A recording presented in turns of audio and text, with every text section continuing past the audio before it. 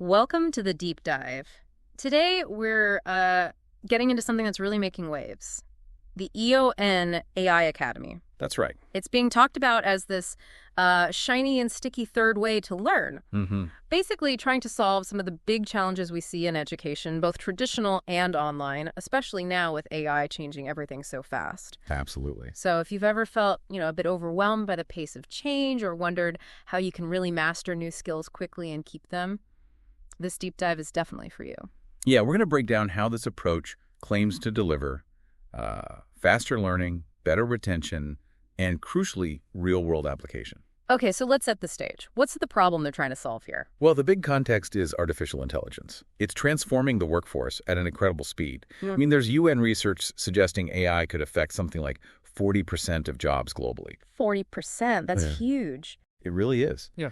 And it's not just about job displacement. It's about the nature of work changing. Plus, you look at the economic forecasts, like PwC predicting, $15.7 trillion in new value by 2030. Wow.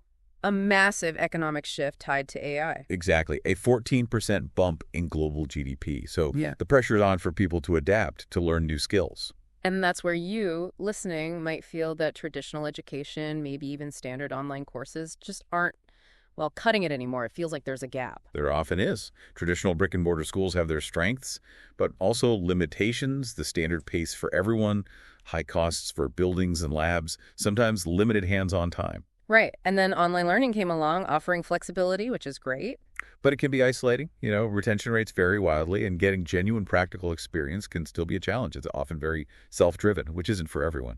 So this third way from EON AI Academy is positioned as something different. Something beyond those two models. That's the idea.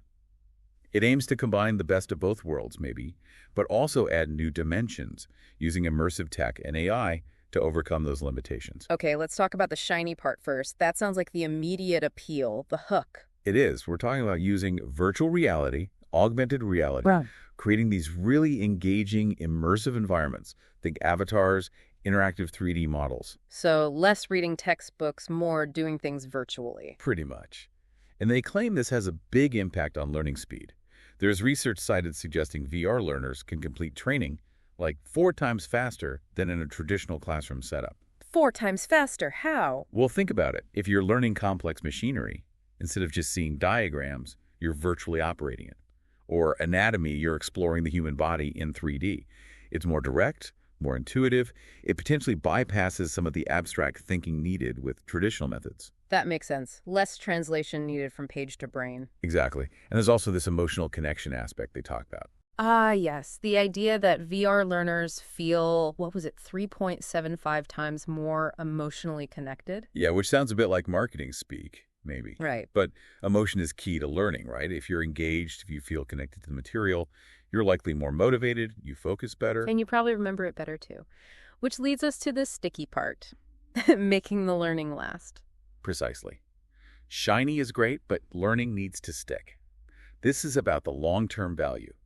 EON emphasizes deep integration capabilities, helping institutions enhance their existing programs, not just replace them, preserving their brand, their expertise. Okay, so it works with existing education providers. That seems to be a core principle. And crucially, they point to improved retention rates. Some studies suggest these extended reality, or XR, environments can push knowledge retention up to around 92%.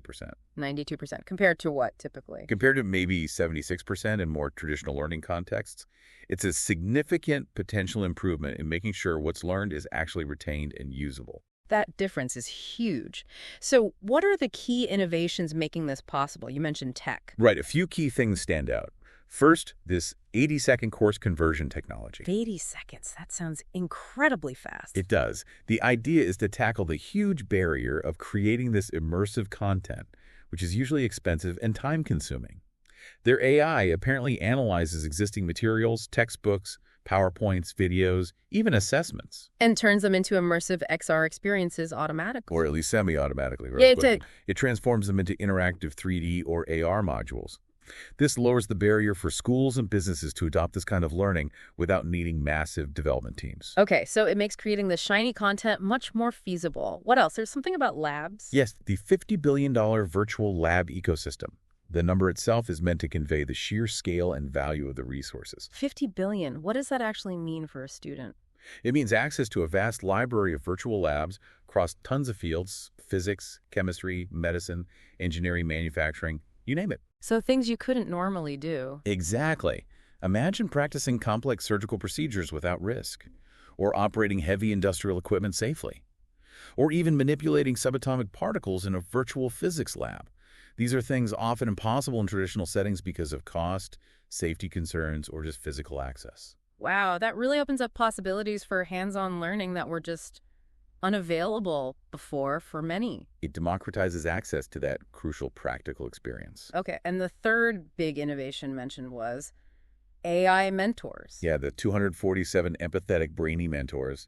These are AI-powered guides. Empathetic AI, how does that work? Well, the claim is they offer personalized guidance and even emotional support. They're available constantly, unlike a human tutor. They have perfect recall of your learning journey, what you've mastered, where you struggled. So they tailor their help specifically to you. Right. And the empathetic part suggests they might adapt their responses based on your perceived emotional state, frustration, confusion, confidence, and learning style, aiming to make the interaction more supportive. Like a personal tutor who's always patient and knows exactly where you need help. That could really change the dynamic of studying alone. It potentially transforms solitary study into more of a supported relationship, which could boost engagement and persistence, Definitely. Now, how does this all fit together? They talk about a learn, train, perform framework. Yeah, it's a structured approach to skill development. Kind of intuitive, really. So learn is the first step. Right.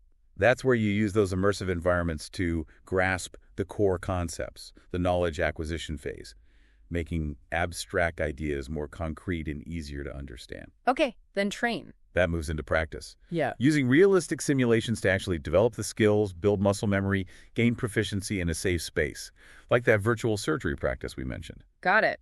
Learn the theory, then practice the skill. And finally, perform. This is about applying those skills in scenarios that mimic real-world challenges. Authentic tasks that bridge the gap between the training environment and actual job performance. It tests if you can really do it under pressure. Learn, train, perform. It covers the whole journey from understanding to application. Sounds comprehensive. It aims to be. Addressing not just knowing something, but being able to execute it effectively. And you mentioned benefits earlier, but maybe we can touch on who benefits here. Students, obviously. Yeah, students potentially get faster learning, better retention, maybe cost savings on things like lab fees or travel, flexibility, and skills that are hopefully more aligned with future job demands. What about the schools, the academic institutions? For them, it's about enhancing what they offer, potentially reducing infrastructure costs for physical labs, adapting quickly to new industry needs, and ultimately improving student outcomes and attractiveness. And their partners involved too, and governments. Sure, partners might see revenue opportunities or quick ways to implement training solutions. Governments could benefit from more standardized, high-quality training options, maybe lower infrastructure spending, and faster workforce development to meet economic needs. So a potential win across the board if it works as advertised. Is this actually being used? Is it out there in the real world? It seems so. The information suggests the EON AI Academy is already being implemented quite widely, actually, across 6 continents. 6 continents already. Apparently. And they state that early results are showing significant improvements, though we always want to see more independent data over time, of course. Of course. But the adoption itself is noteworthy. It suggests there's real interest and perceived value. Definitely. It indicates that educational institutions and organizations are actively looking for solutions like this. Okay, so wrapping things up, the EON AI Academy is essentially presenting this novel third way. It's leveraging immersive tech, the shiny part, and AI powering the sticky retention and personalization to tackle education challenges in the age of AI. That's a good summary. The core pitch is faster learning, much better retention, and genuinely practical skill application, moving beyond the limitations of older models. Right. It's a fascinating blend of technology aimed at making learning more effective and, frankly, more relevant to the future of work. Exactly. Using tech not just for flash, but for fundamental improvements in how we absorb and apply knowledge. So that leaves us with a final thought for you, our listener. Really consider the implications here. What if you had instant, zero-cost access to almost any lab imaginable?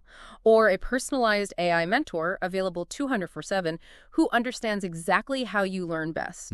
How might that fundamentally change not just how we learn, but maybe what we become capable of? What new possibilities does this shiny and sticky approach truly unlock for you personally or for the future of education as a whole? It's a powerful question to ponder. Definitely food for thought. Indeed. Thanks for exploring this deep dive with us today.